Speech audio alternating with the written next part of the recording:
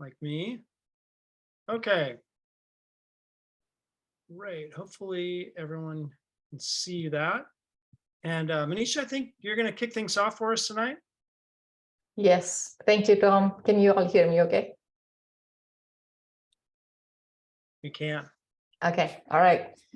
Well, hey everyone, my name is Manisha Pawar. I serve on the board of directors as the vice president. And we moved to Seattle, and me and my husband were newlyweds. We were a month into our wedding, and we moved here from India. And we thought we'd live here for 3-4 years and then find a different place to settle. And then we were introduced to the Mountaineers by one of Vineet's colleagues, Anandi, who's also a Mountaineer. And as a new couple, we discovered our new passion. We both realized how much we love the mountains, and the mutual love for mountains has just continued to increase with this organization. I mean, to say that this place and this organization has had a profound effect on my life would not be an understatement, because we've made lifelong friends here. We've learned so many skills here. We continue to be inspired by people we meet here. And so the 3-4 years that we were going to live here have now turned into 18. And we still now I think Seattle is home for us. So I hope everybody else in the Mountaineers organization also continues to have a very fulfilling experience with this organization. As we kick off our state of the organization today, I'd like to begin by respectfully acknowledging that we're on the lands of the Pacific Northwest Indian tribes. They've lived here and have stewarded these lands and waters since time immemorial. As we pursue our mission, we strive to listen and amplify their traditions and values through respectful engagement. And today you're going to hear a lot about that mission. Tom is going to kick us off on the agenda. He's going to kick us off with the highlights for the organization. And then Tom Helberg will talk about the books organization. And then I'm really excited for all of you to hear about where we are headed with our new strategic plan. So there'll be a lot of details on that from Tom, Becca, Bree, and Betsy. And then we'll go to Q&A. But before we jump in, even if everybody is super used to Zoom meetings by now, I wanted to call out a couple of etiquettes and requests for everybody, just so that everybody has a pleasant experience. Please hold your questions until the Q&A session. Mute when you're not speaking, and use the raise hand feature if you want to have a discussion or be recognized by the speaker for a discussion. And the chat is always open, so feel free to continue to ask questions and discuss in chat, and the staff and us will continue to answer the questions there as well. So with that, I would love to hand over to Tom and begin our discussion today. Great. And yeah, before we jump into my section, I also wanted to recognize we have some new directors at the Mountaineers. So the way it works is, we're constantly kind of bringing new directors on as people finish up their terms and everything else. And so one person that we're excited to welcome is Roger Mellum, who's our relatively new Vice President of Governance. Roger, I think a lot of you know, was formerly our Secretary of the Board, and then he was an at-large director. And with the bylaws changed last fall, Roger became Vice President of Governance, which is a new officer position with the Mountaineers, and we're really excited to have him in that role. We have 3 new at-large directors. I think at least 1 or 2 may be joining us tonight: Amanda Pirro, Samantha Sanders, and Vanessa Wheeler. And then we have 3 new branch directors, one of which I know Liz is on the phone tonight, or on the Zoom tonight, and then Mark Goodrow from Seattle, and Tim Schaffenmeyer from Bellingham. So welcome to our new directors. So as Manisha said, I'd love to start off with just some highlights of where we are year to date with the Mountaineers organization. But the high level message, like, if you don't remember anything from tonight, is that we're doing really well. And I don't take that lightly, especially coming out of COVID. It's been a challenging handful of years. and we've overcome a lot of challenges, but we are doing really well. And so we're excited to share some highlights about how we're doing now, but then we're going to pivot and talk about where we're heading with our new strategic plan here in the coming year. So I wanted to just kind of highlight a handful of things that I see as really some of the top things that I'm most proud of here throughout this this year that we're into now. And the very top of the list is community engagement. We are a community now of almost 16,000 members, which is absolutely incredible. Going into the pandemic, we were about 14,000. We actually dipped down to about 13,000 during the pandemic, as people didn't have the opportunity to sign up for courses and everything else. And we're back up almost 16,000, which is absolutely amazing. Now that creates some challenges for us, and I'm going to talk about that in a bit. But it's really something that I'm very proud of. The other thing I'm proud of from a community standpoint is our volunteers. We are up to almost 3,000 active volunteers, which is nearly an all-time high for the Mountaineers. And especially coming out of the pandemic and re-engaging people, and with a lot of our courses getting interrupted and everything, it's really an amazing number. And I think almost everyone on the call tonight is a volunteer as well. So I really am grateful for your support through your time and your expertise. And then the last thing is our donors. Our donor community is supporting the Mountaineers in such a significant way. We're just deeply grateful for the generosity of our community. A couple of data points. You can see Steve Swenson and Philip Henderson and Conrad Anchor there in the lower left-hand corner from our gala. We beat our gala goal by about 10%. A lot of you were there at the goal. It was absolutely amazing. It was a really wonderful event and provided essential support for the mission of the Mountaineers. Our Peak Society members, and many of you are Peak Society members, which we're really thankful for. Peak Society is our giving society that our donors that are contributing more than $1,000 a year to the Mountaineers.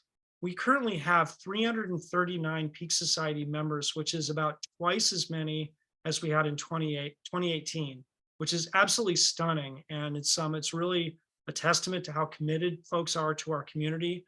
Another data point is our Summit Society members, which are people like myself, and I know a number of folks that are also on the call tonight, who have indicated support for the Mountaineers in their estate plans. And we currently have 61 living Summit Society members, which is up by 41 since 2018, which is absolutely amazing. So I think all of those data points in combination, the number of members we have, our volunteers and our financial supporters, are really a testament to how committed our community is to the mission of the Mountaineers. So thank you all for that. The second area that I wanted to highlight is around leadership and belonging. There's a few things that I want to highlight that I'm particularly proud of here. One is we've been making a lot of investments in the development of our leaders, and an example of that is the courses that we rolled out both online and in person. This was a photo from our leadership conference in January, where we shared 2 new courses, Foundations of Leadership and Foundations of Instruction. We also rolled out a new course that's oriented around equity in the outdoors, and it's emotional safety in the outdoors. And it's a terrific course, and it really combines the Mountaineers' commitment to physical safety with recognizing that if people don't feel emotionally safety in the outdoors, that's a problem as well. So we're really excited about that. Our Equity and Inclusion Committee also rolled out an E&I toolkit as well, which is really great. And it kind of straddles our equity and inclusion initiatives and our leadership initiatives. It's another example of the way that we're investing back in our community and our leaders. Our youth programs is another area that I'm just incredibly proud of, and has been just a huge success story for us. We, in 2022, we're up to 15,000 youth experiences, which is absolutely incredible. That's up about 50% versus our pre-pandemic high. Now, those are not individual youths, but it's the total youth experiences. So it's a number of young people that we're getting into the outdoors by the number of experiences. But it's absolutely incredible, and it's really been growth across the board. It's our year-round programs. We're doing a lot of innovative work in our camps. We're rolling out resident camps this summer, and we have piloted those the last couple of years. And then our gear library has been another way that we've been supporting that. Mountain workshops, which is where we're working with other youth serving organizations, been a little bit slower to come back after the pandemic, and is something that we're trying to re-engage some of our other partners. But on the whole, our youth programs is a really great highlight for us, and something that we're also proud of. I'm not going to steal too much of Tom Helleberg's thunder on Mountaineers books, but I would be totally remiss to not highlight Mountaineers books as one of our key highlights. He's going to talk some more about some of our upcoming titles, several of which you see here. But Mountaineers books, especially our own titles, is doing extremely well. Our own titles, which are the titles that we actually produce, we're working with authors, is ahead of budget year to date by about 6 or 7%.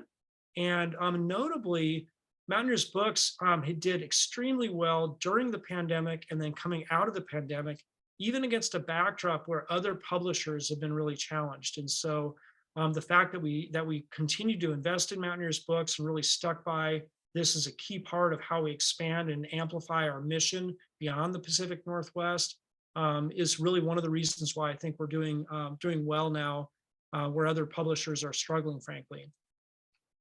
Conservation and advocacy is something that you're going to hear more from Betsy Robley tonight, when she talks about our third strategic imperative to advocate on behalf of the natural world. But we're doing some really great work around conservation and advocacy.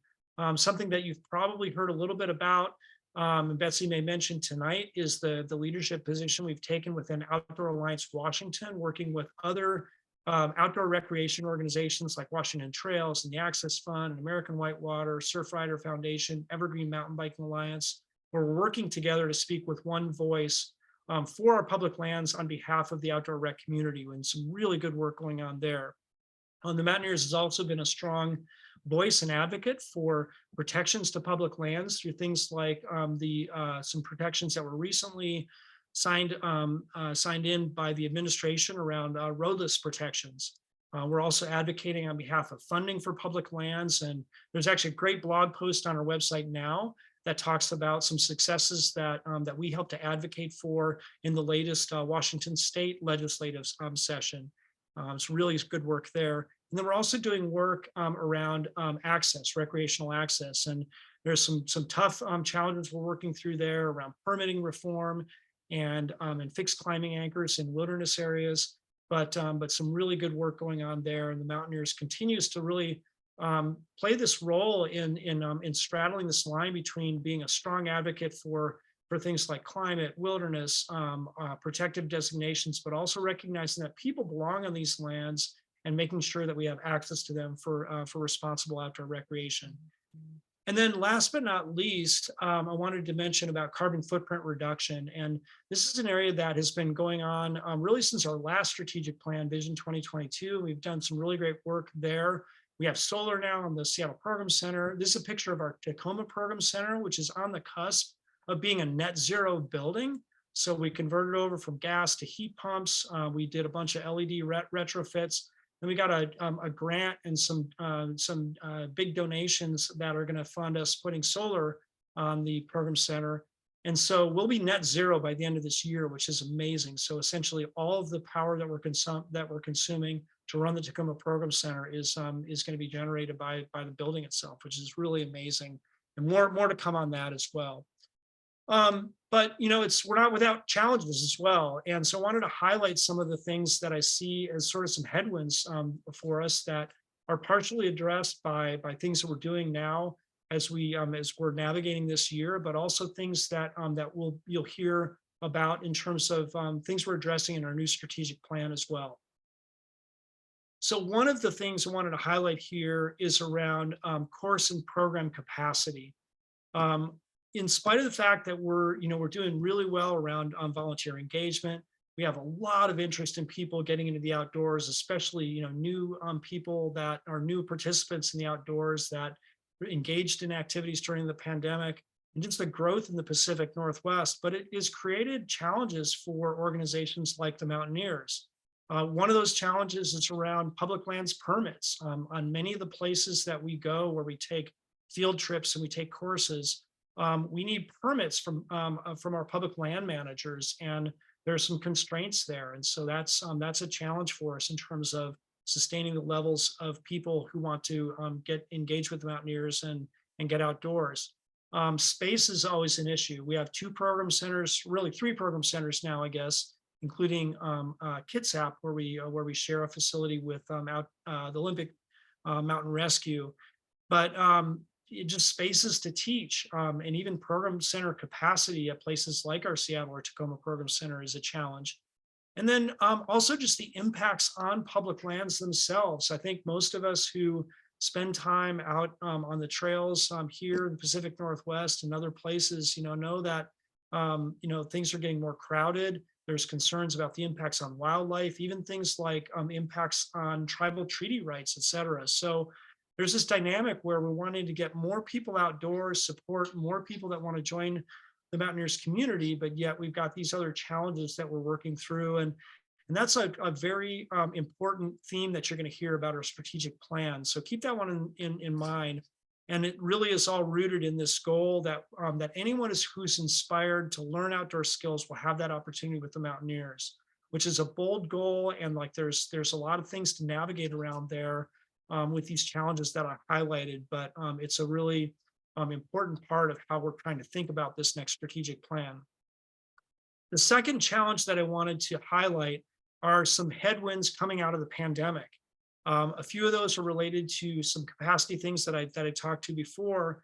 But one of the challenges that even though we have a lot of very engaged volunteers, we're back to a very similar number of total volunteers that we had before the pandemic. Our overall course capacity is down versus where we were before the pandemic. And some of that is frankly that, we had to shut down a lot of our programs. We shrunk our course capacity during the pandemic, and that interrupts the normal course capacity mechanism for engaging new volunteers, leaders that maybe took a course last year and then come back this following year, and they help out with the next class. That normal cycle got interrupted by the pandemic, and so that's going to take us a little while to work through that. But that's one of the overhangs from the several years of being shut down or operating with limited capacity. Another thing is that we're all feeling inflationary pressures in our personal lives, business lives, et cetera. And there's a lot of cost pressures that are impacting the Mountaineers as well. It's everything from books production, which has put some pressures on our gross margins. It's things like paper, the production costs, et cetera, transportation costs, program supplies, and then wage pressures for staff is things like minimum wage. We rolled out actually a livable wage policy for staff this year, which we're really proud of, but it put additional pressure on us from the salaries and benefit staff from a staff standpoint. So those cost pressures are very real things that we're working against and we're working through, especially as we navigate the balance of this year. And then finally, there's been some specific program areas such as events, facility rentals that haven't recovered fully. So I know a lot of you were at our Banff Film Festival this year. We had a lot of people back at that, but we were still a little bit below where we were pre-pandemic. And I think that'll get better over time as folks get more comfortable, getting back to events and everything else. We've had fewer events at our program center. Banff was a little bit less than it was before the pandemic, and things like facility rentals. So that's another headwind that we've been facing there as well. And then the final one that I wanted to mention, that's a challenge that we're working through, is around the technology and our website that supports the Mountaineers community. Just very frankly, the investments in our website haven't kept pace with the needs of our members and especially of our volunteers. We've been playing some catch up there. Some of those investments were essentially paused during the pandemic, but we are, we're playing catch up both in terms of making sure that our website is performing well, is fast, is reliable, et cetera, but also that we're providing the tools that our community needs, and especially for our volunteers in terms of making their lives administratively easier to put on courses and to host events and whatnot. We've made some recent strides around our website, but we've got more work to do there. And that's going to be a key area that we're going to focus on, invest in the next few years. And then if you dig into our strategic plan, you'll see some of that represented in the plan itself as well. But I guess my net message to you is that we're doing really well in spite of some of these challenges. We are doing extremely well as a community. We're engaging people. We're getting folks outdoors. And so I'm just so grateful for all of your support for everything that Mountaineers does. And with that, I'm going to turn it over to Tom Helberg just to talk for a few minutes about Mountaineers books, and then we'll talk about our strategic plan. All right. Hi, everybody. I'm Tom, publisher of Mountaineers Books. Tom hit some of the key, set me up very nicely with some of those key points. But so far, 2023 is shaping up very well for Mountaineers Books. Coming out of the pandemic, we had 2 blockbuster years where the books were very often the only way that people were able to engage with the outdoors, find new trails, find places to go, get the skills they need. And we had budgeted very cautiously because we weren't sure how that pattern was going to hold. But coming into 23, we set a pretty aggressive target. There was a little bit of a decline off of those peaks, but holding on to a lot of that growth with a total target of about a little over $5 million budget for 23. So now as we have wrapped up March, a little past the halfway point here, the total bottom line is about 27,000 behind target, which is pretty close. The owned book sales, which Tom called out, we are 228,000 better than target. And the reason there's a little bit of a translation gap there from top line to bottom line, we have seen increased cost of goods, increased cost of freight. A lot of the inflationary pressures have made it a little more expensive to produce books. We've also seen some shortfalls in our distribution partner sales. These are the aligned organizations where we carry and distribute their books, including Colorado Mountain Club, Appalachian Trail Conservancy, American Alpine Club. This, I think, speaks more to the strength of the core list, as bookstore sales are generally down so far in 23. So it's not so much that the distribution partners are stumbling, but that the core Mountaineers list is overperforming. We've also seen some lag in getting the book-specific philanthropy efforts up and running. We've launched a internal books development effort in order to try to replicate the successes of other nonprofit publishers like Grey Wolf, Milkweed, and Heyday that have well-established programs. And that's, it's difficult to start a new program, and so that's a little slower off the ground than we had anticipated. But year to date, we've sold 260,000 books in the first 6 months, compared to 272,000 last year. So we're about on pace. One of the key things that's played into the way books has emerged from the pandemic, all of our authors that had projects under contract, they thought, oh yeah, I got 2 years at home, I'm going to crank out my manuscript and I'll get it in. And that's not the way it played out. Authors have childcare obligations, authors have all of the things that the rest of us have, sick days. So we've seen the front list title count fall off a little bit coming out of the pandemic, just due to delays in getting manuscripts in. So while we're shooting for an annual total of around 30 to 40 titles a year, the spring 23 list is only 10 books. The pace picks back up here heading into fall 23, spring 24. But what we're going to look at here, often people will say, hey, why don't you just, sign the winners? Why don't you just get the successful books? And by and large, this year, that's what's happened. And so I'm just going to look at 4 of our upcoming or newly released titles here that really exemplify what's going on in the spring 23 list. So for starters, we've got Campfire Stories. We are releasing volume 2 of a well-established series. This is kind of the breakout success story of the past 5 years.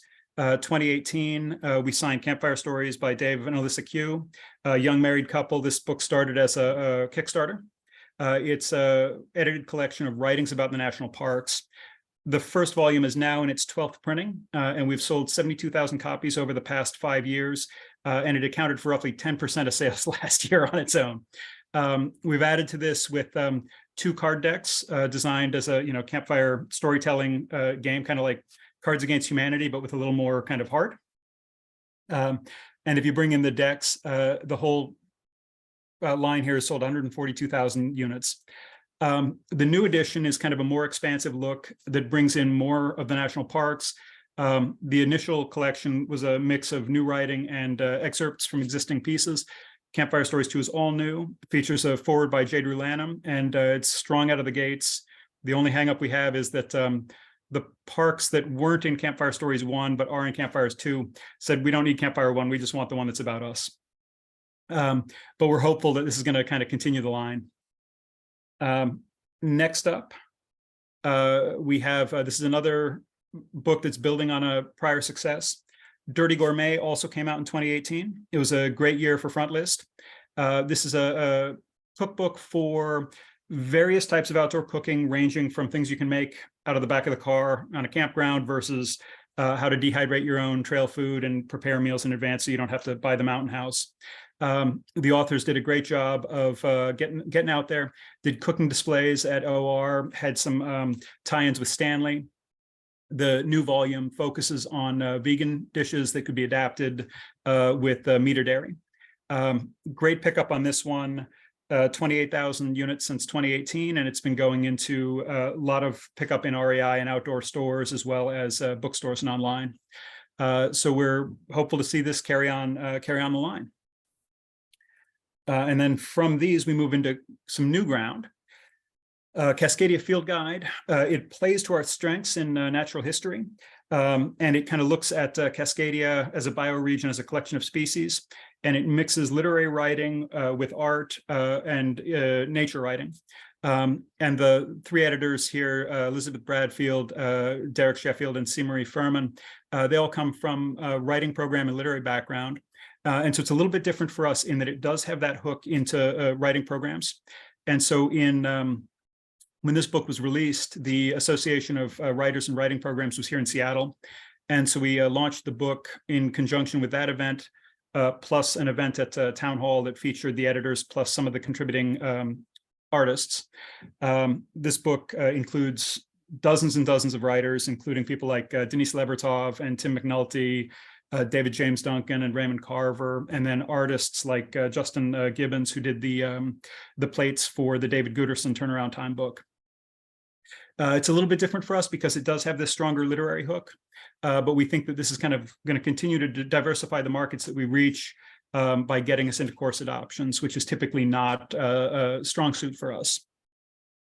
But looking forward to see how this continues. And then last up, we have Living River. This is a braided river book that kind of continues with the approach of large format photography books to bring attention to threatened or sensitive or critical areas.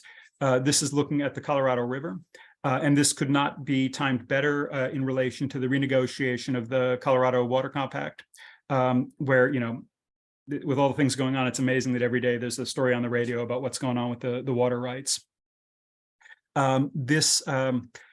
It takes a standard braided river approach where you tell the story through the images, you let people come to their own conclusions about what it is, and then it builds upon the foundation of the book with a series of events and kind of advocacy and outreach potentially years into the future.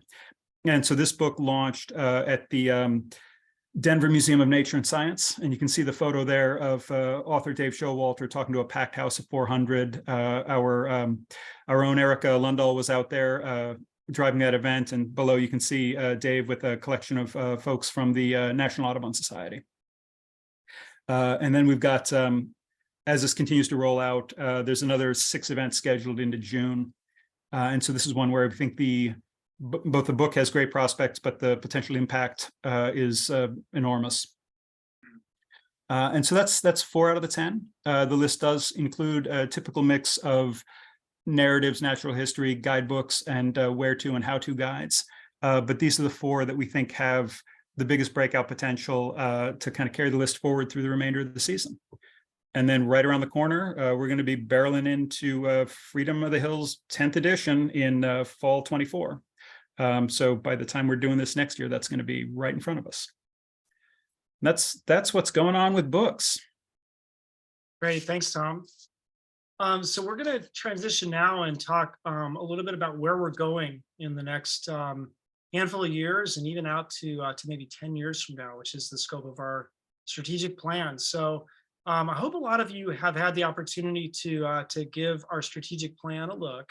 But if you haven't, go to our website, and if you just in the search box type in Mountaineers Strategic Plan or Adventure with Purpose, you'll be able to find this link. There's also a link here below, and we'll share this presentation and a blog post here after the evening. But I would really encourage you to go out there and read the strategic plan. We're really proud of it. We spent about the last year or so working on the strategic plan with a lot of input from our board of directors, from our advisory council. We had a strategic plan steering committee. Lots of different members of our community provided input on this plan. Somewhat of an evolutionary plan versus where we were with Vision 2022, but with some important differences. And I think we really sharpened up our focus, and it provides a really good roadmap and a nice balance between an aspirational plan that has enough stretch in it that it should make us all feel a little bit uncomfortable, and it's definitely something to strive for, but also with enough specificity where it's a good roadmap for where we're heading.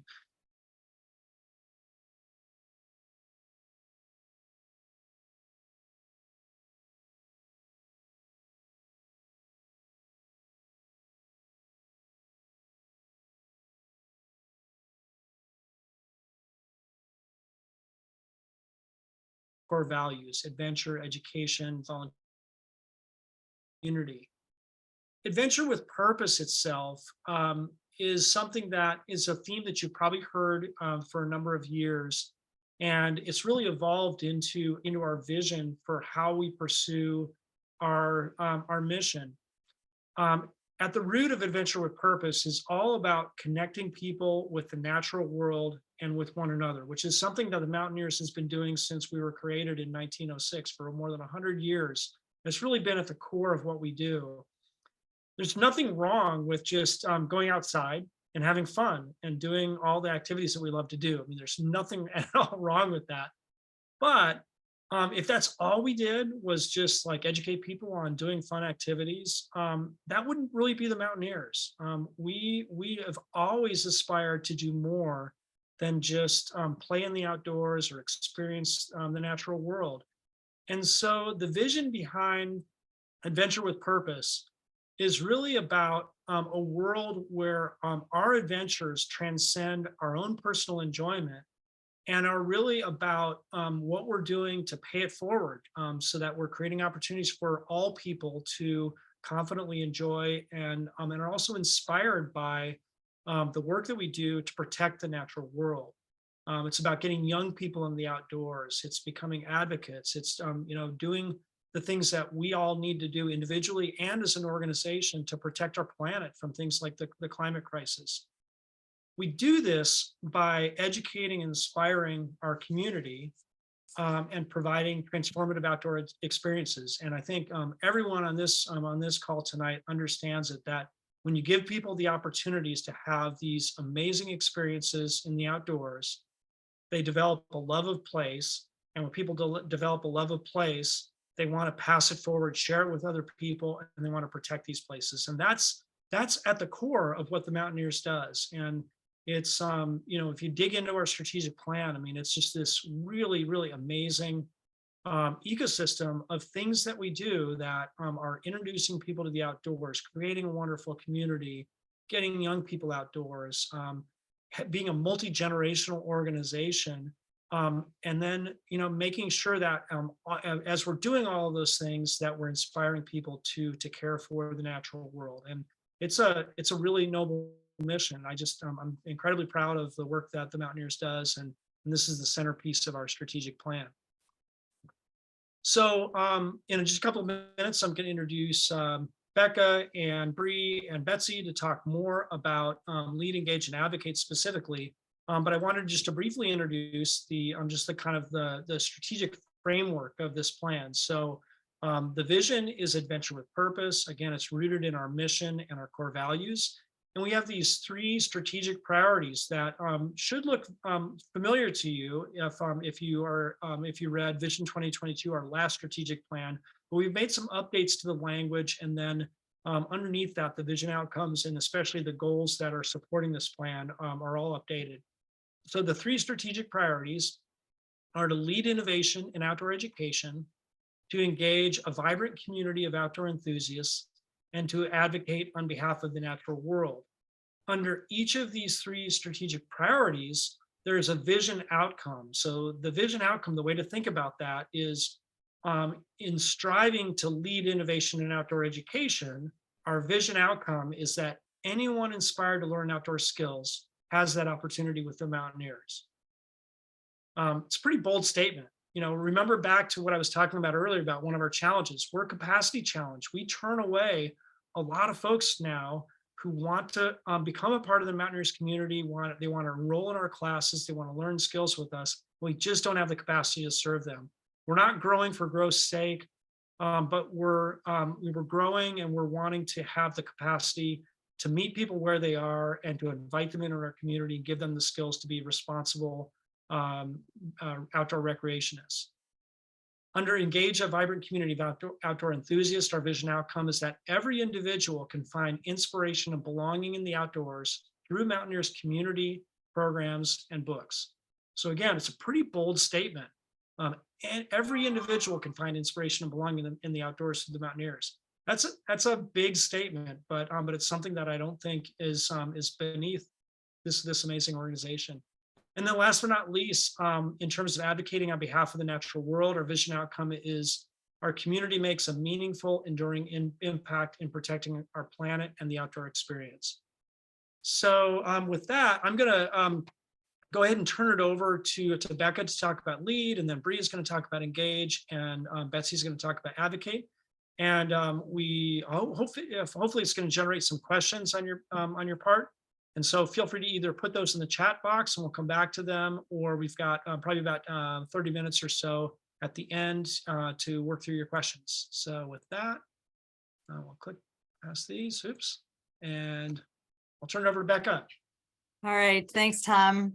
Hi, everybody. I think I know most of you, but my name's Becca and I'm the Director of Programs and Operations. And I want to share that also in a volunteer role in the Mountaineers, I am the outgoing chair of the Canyoning Committee in Seattle. And I want to share that because, and this is true for a lot of other folks on staff, as well as most of the folks who are on the board, play some sort of really meaningful volunteer role to us, right? So it's a meaningful role to me. And it allows me to experience the Mountaineers in the way that most people come to experience the Mountaineers.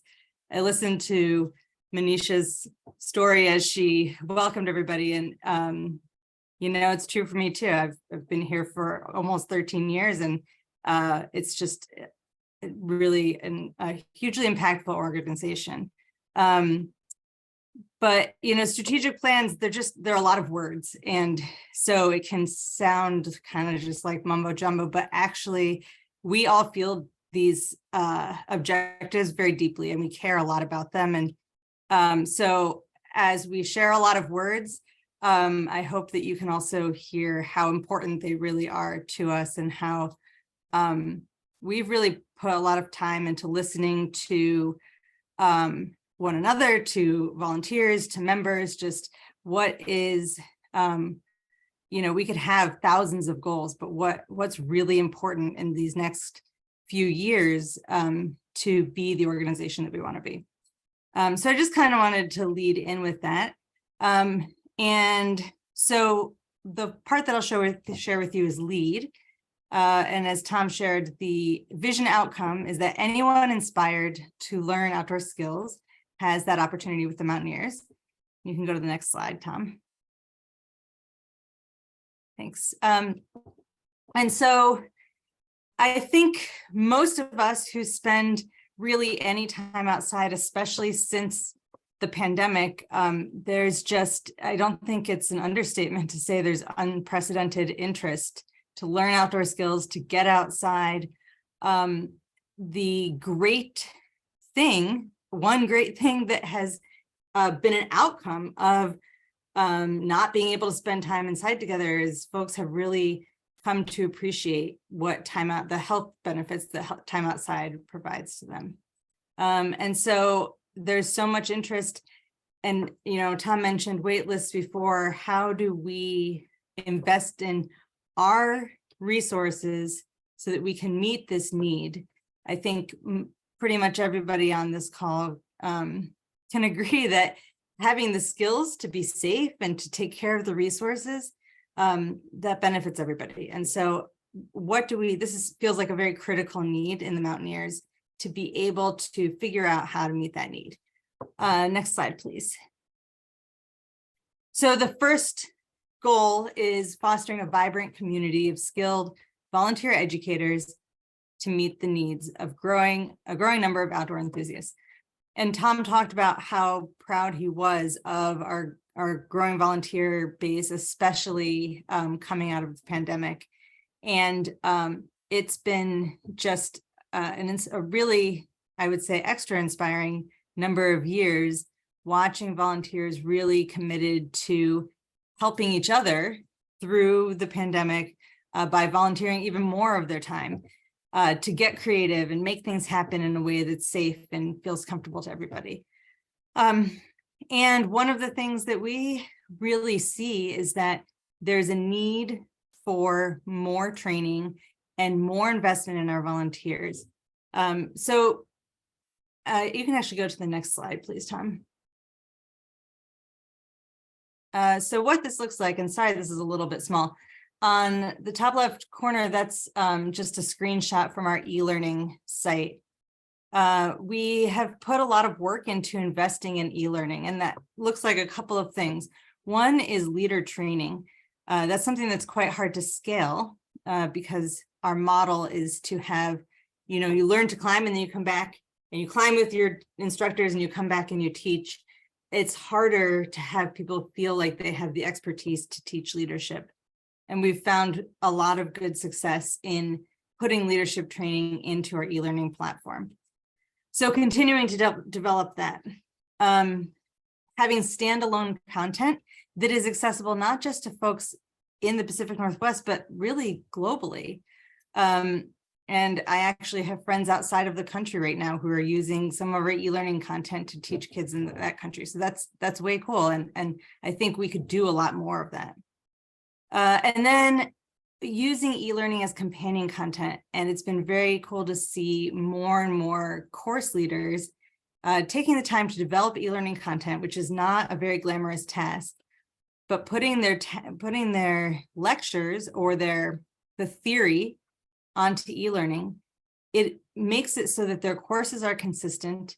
And so they don't have to use volunteer time to hold lectures. Students don't have to travel through traffic to attend a lecture. They can take all that content online. So it has environmental, benefits. It also is less burden on our volunteers and leads to more consistency in the courses. So we really want to continue to leverage that e-learning. We also are committed to really doubling down on our website improvements, making it so that it's easier for volunteers to do what they want to do. People, to make it so that, really it's just a pretty quick set of steps to get your trip listed or to get your course listed. And that looks like, and also be able to connect with other members, an easier way to connect with other members through our website. And you don't have to be on Facebook or other social media to be able to do that. So there's some goals there, and it doesn't necessarily all look like website improvements, but it might look like adding staff to help facilitate some of that process. We don't know what it looks like yet, but those are all sort of what we're looking into. And then investment in leader progression at all levels. 2 years ago, the climbers put a ton of work into revamping their leader progression so that you don't have to have, 5 or 7 years of experience to become a climb leader, but you could lead a climb, a day at a crag with a lot less, with no alpine experience. But that wasn't designed into the program. And so they redesigned the leadership development program so that folks who aren't deeply experienced alpine climbers can still gain leadership skills, feel like they have a meaningful impact in the organization, and provide an opportunity for folks to go climb at a local crag or do a conditioner hike. And so expanding that model across multiple different activities. And then on the other end of that, we have Alpine Ambassadors, which is providing opportunities for our most active volunteers who are also climbing at a high level and connecting them with guides to be able to improve their climbing to the next level and to be able to learn about sort of higher level teaching and risk management. And that not only invests in our volunteers who otherwise might not really have anything to do in the Mountaineers but volunteer, but it also improves our collective skill set by sort of bringing in that professional expertise and passing that down. So continuing to invest in that as well. Next slide, please, Tom. And then, so the next goal is investing in space. We are running up against capacity issues in all sorts of space areas, in the sense that even if we had twice as many volunteers, they wouldn't have any place to go. And that comes in a lot of different forms. It comes in the form, actually, Tom, if you want to go to the next slide, please. Natural training grounds, being able to take a group of students and teach self-arrest at a roadside location where you can maximize the time you have teaching and not spend a whole lot of time traveling to that terrain. But that all requires permits to access public lands, and that landscape is very challenging because land managers are experiencing this huge influx of use. And we're not set up to take that influx of use. And there's also this demand on all of the educational organizations and guide services to offer more offerings. And the land managers just are trying to get caught up with this sudden growth in usage. So really partnering with land managers to find ways to prioritize education on public lands, which they want and we want, and it's a matter of how do we get there together. So that's a really big, important thing that is going to influence our ability to continue to serve more folks. And then also at the same time investing in artificial terrain. The more we can teach skills on artificial terrain, especially in population centers, the more we're making it easier for students, easier for instructors, and lowering our impact on public lands, which is both practical, but also, if you're out for a hike, it's nice not to run into a huge class doing something. So it's kind of a win-win. So the more we can invest in these artificial spaces, gathering spaces, where, community is in many, many people's minds, the #1 reason they're still in the Mountaineers. And so where can we, I know that a lot of climbing classes will they'll all camp together, even if it's easy to drive back and forth, because that community component of the course is so important. So making sure we have space for that. And then classroom spaces. And of course, you can rent classroom spaces at libraries and that kind of thing. But that's added burden for volunteers, and it's like an added layer of uncertainty. So, and then virtual spaces. I talked about e-learning, but what can we put into virtual spaces that is an improvement? The goal is not to fit square pegs in round holes, but what are some things that would actually be an improvement if they were in a virtual space? And next slide, please.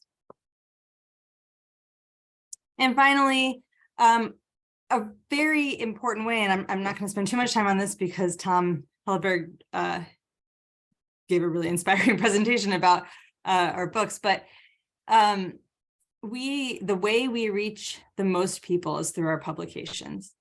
And so how do we continue this work and expand on it? And I have another slide, Tom, if you want to go ahead. You've seen this slide, but We are about to launch Freedom 10. That's huge, a 10th edition of a book written by volunteers. That is just like every single member of the Mountaineers should feel so proud to be connected to that. A book that's published in 12 different languages. And just there's so much heart and expertise in that book. So that's coming out. A new outdoor leadership book with a focus on inclusive approaches to leadership. Making sure that we can publish more new titles each year. And just continuing to expand and diversify our author pool so that we're reaching broader audiences and our books are more accessible to more folks. One more slide, Tom. And so those are kind of the three goals that we see are the primary avenues to helping meet this growing demand to learn outdoor skills. And I am now turning that over to Bree. Thanks, Becca. I just love how you were bringing up community is the number one reason people stay in the Mountaineers. As development director here, I invest most of my time in the engage strategic priority. We just completed an impact survey, and what members told us was the most important community supportive initiatives around what we do with the Mountaineers is engaging volunteers, youth, and equity inclusion, which is I'll walk through some of our goals when it comes to engage. But I often have the benefit of talking with folks, and the reasons people join the Mountaineers are as varied as the colors of the rainbow, but it's often like, I came for the blank, fill in your reason, and I stayed for the community. It's almost consistently every person that I meet with. Tom, go ahead and go to the next slide. So for those who are familiar with our previous strategic plan, what you'll notice is a refinement of some of our language. In this priority area, previously read as engage future Mountaineers. As we went through review with board staff and community, we made some really intentional language shifts here to recognize the value of diversity in all forms and to celebrate the way multi-generational engagement enriches our experiences across the lifetime with the Mountaineers. We also recognize that even the term mountaineer creates an unintentional obstacle to engagement and often can portray an exclusive community of extreme athletes. But adjusting to outdoor enthusiasts, we more accurately describe the wide range of outdoor engagement and the people who find a home here as readers through our books, members, students, and volunteers. And the vision outcome of this strategic priority, which is how does the future change when we're successful, is every individual can find inspiration and belonging in the outdoors through Mountaineers community programs and books. Tom, go ahead and go to the next slide. So what do we mean by this vision outcome? As an organization reliant on community of outdoor enthusiasts and philanthropists to achieve our mission and vision, we must grow connections through our classes, programs, books, and other resources. So when we're talking about connections, it really is a holistic view. It's connection with self, connection with community, and connection with the natural world, which you can also see reflected in our 3 strategic priorities.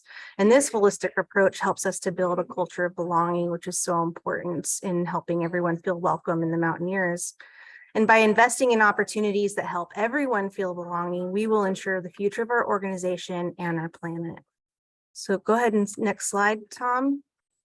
To achieve this outcome, this vision, this big vision outcome, we have 3 dedicated focus efforts. So the first one is cultivating an organizational culture of outdoor equity and belonging. As an organization, we acknowledge that the outdoors is not always welcoming or safe space for everyone.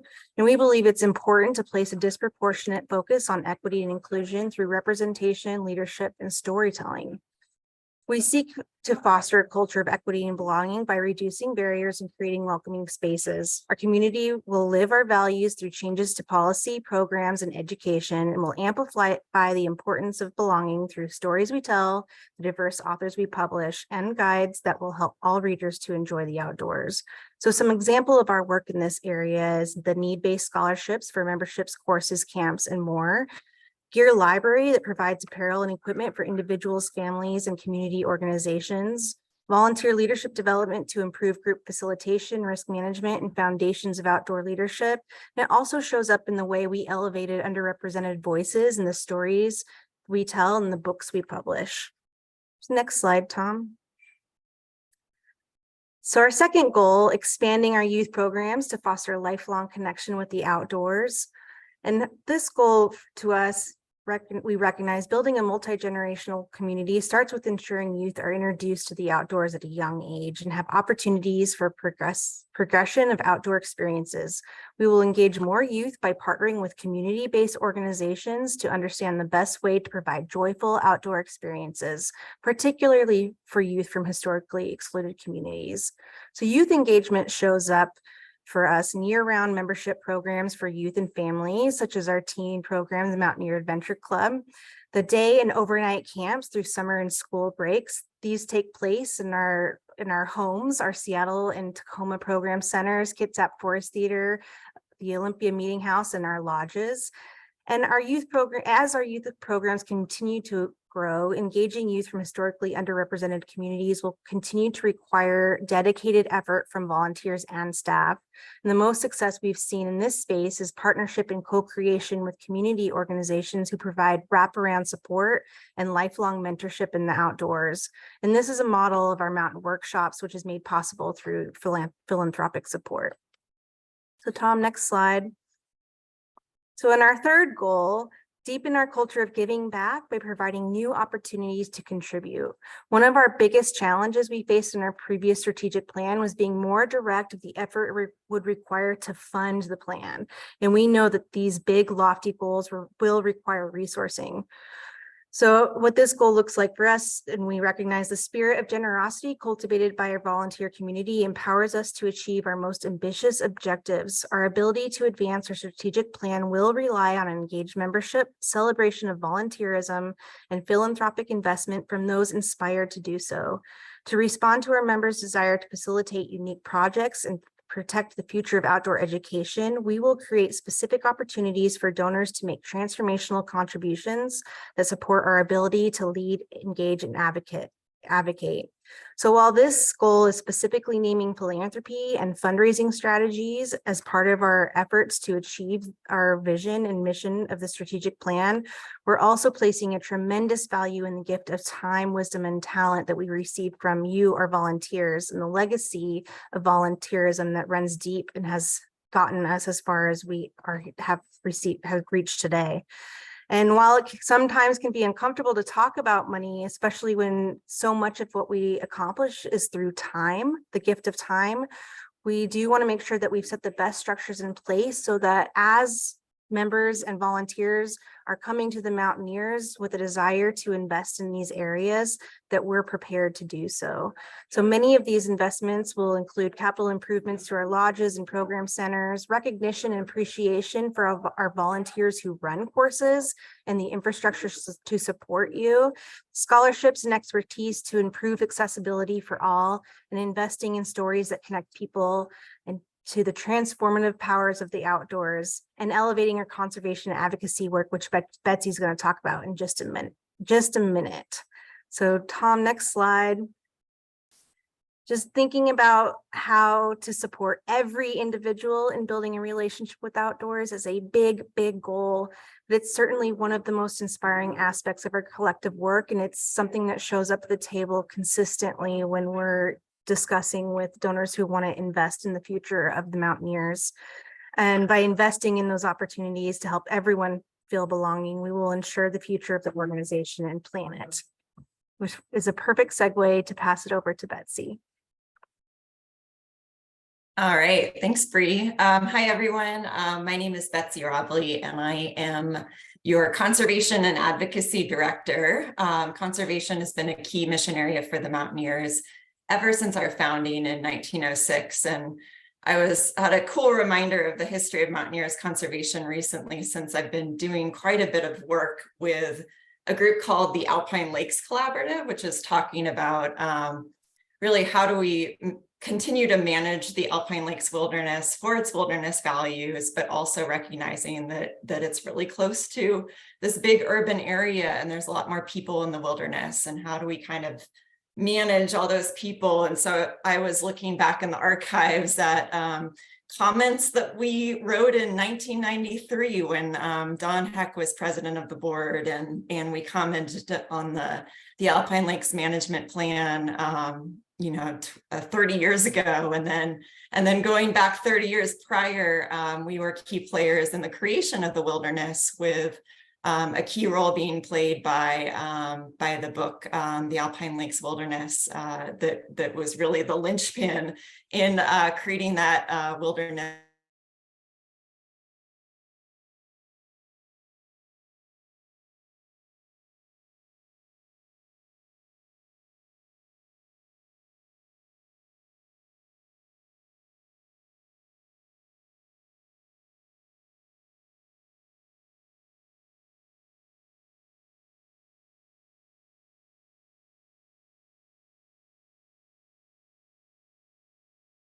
This also, we're not just advocating on behalf of what might be wilderness areas or areas way out in the backcountry. We're advocating for the health of our planet as a whole, and that shows up in this vision outcome. Our community makes a meaningful, enduring impact in protecting our planet and the outdoor experience. Next slide. So under the vision outcome, we talk about, our history, that we've always been a fierce defender of the natural world, but in response to increasing recreational use of public lands and intensifying climate change, we must strengthen our capacity to protect the outdoors for future generations. So here we're really doubling down on this work we do in conservation and advocacy, just because we have so many current pressures right now. It's been talked about a lot tonight, but how do we manage that tension between more people out on public lands and protecting the resource? How do we protect more lands from degradation and from development, so that we can have them not just for recreation, but for the health of our planet into the future? You'll see a theme throughout this advocate priority about climate, and that's something that we're really leaning into now more than ever, given that the climate crisis is really an existential threat to not just our organization and the reason why we exist, but our whole being. So I think you're seeing throughout Advocate here that I'm going to talk about just really wanting to focus in on this core area of adventure with purpose. Next slide. So the first goal here is achieving high impact outcomes for conservation and sustainable recreation access through new and deepened partnerships and policy expertise. So this goal is really getting at our direct advocacy that we do primarily as staff, and we do a lot of work in a collaborative fashion. One thing that's a truism about conservation and advocacy work is no one organization can achieve outcomes on their own. So we partner with like-minded organizations. We even partner with organizations that are different than us, because the more people that show up speaking in one voice to our elected officials and our land managers, the more powerful our message is. So we're fortunate to have some really great relationships with our elected officials and our land managers. And we're again just doubling down on that strength. We're really seen throughout the community as this organizing force, bringing folks together. And Tom mentioned Outdoor Alliance Washington, and that's a relatively new re-energized initiative that we're leading with some pretty powerful outdoor recreation organizations throughout the state. Collectively, the organizations that Tom mentioned, Washington Trails Association, Evergreen Mountain Bike Alliance, Access Fund, we're representing 75,000 outdoor recreation enthusiasts throughout the state. And so when we show up and talk to an elected official and we have surfers and alpinists and mountain bikers and day hikers, it just it elevates our message so much more than just the Mountaineers going and talking to that same person. So we're able, through some deepened capacity, thanks to the help of our donors, we're able to organize these really impactful events with elected officials when we take them out on the landscape and we bring them together, with the Forest Service, and they hear the on-the-ground experience of what it's like on public lands and what types of resources they need. Or, we brought together 3 elected officials at the Seattle Program Center, 3 members of Congress last summer to celebrate the passage of the Inflation Reduction Act, which made huge strides towards reducing our carbon emissions as a country. So that's the kind of work we're able to do in partnership with other organizations in order to really meet the challenge of our time. Next slide. So goal number 2, inspire and equip our community to be highly effective advocates for climate and the natural world.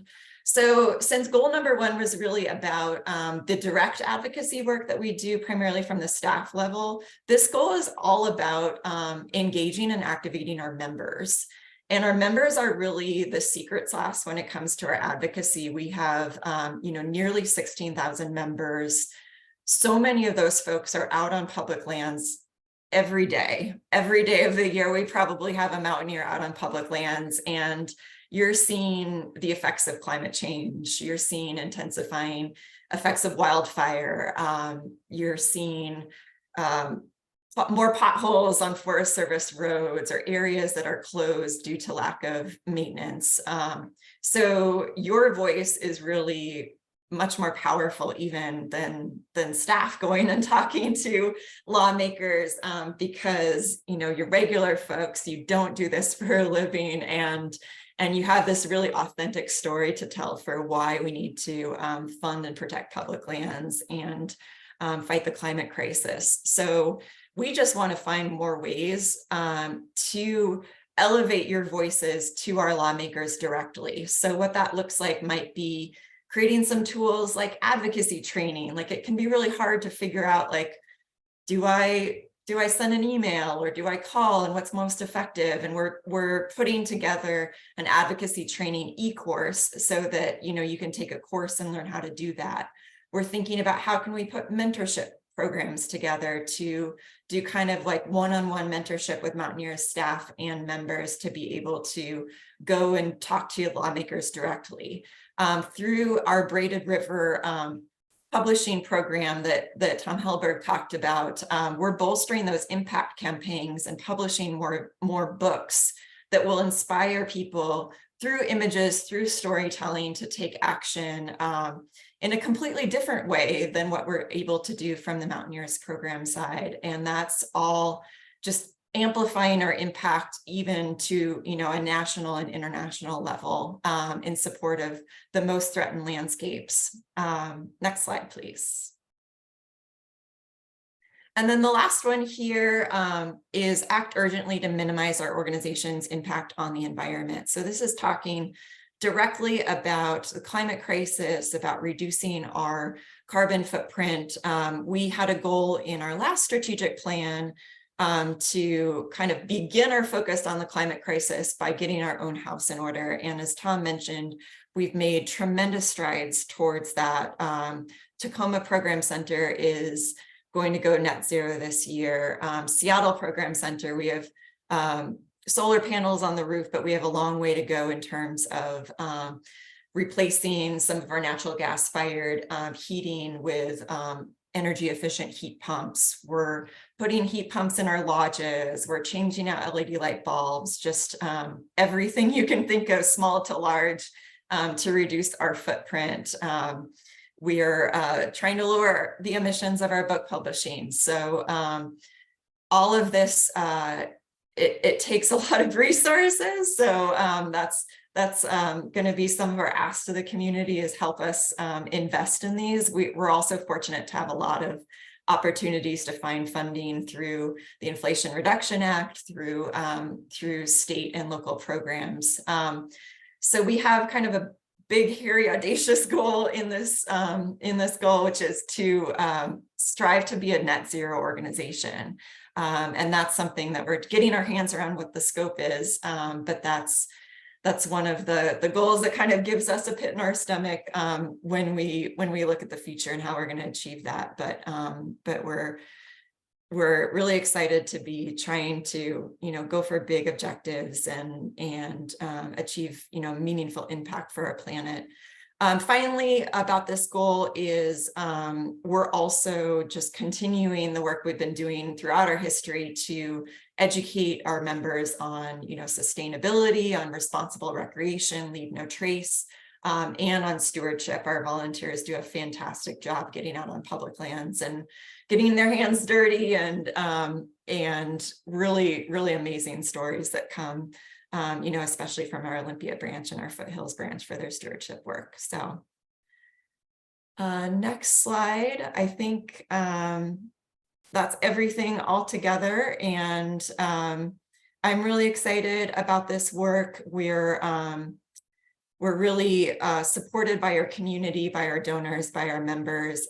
We've got some exciting new initiatives coming up, and I'm happy to answer any questions about that. Thanks.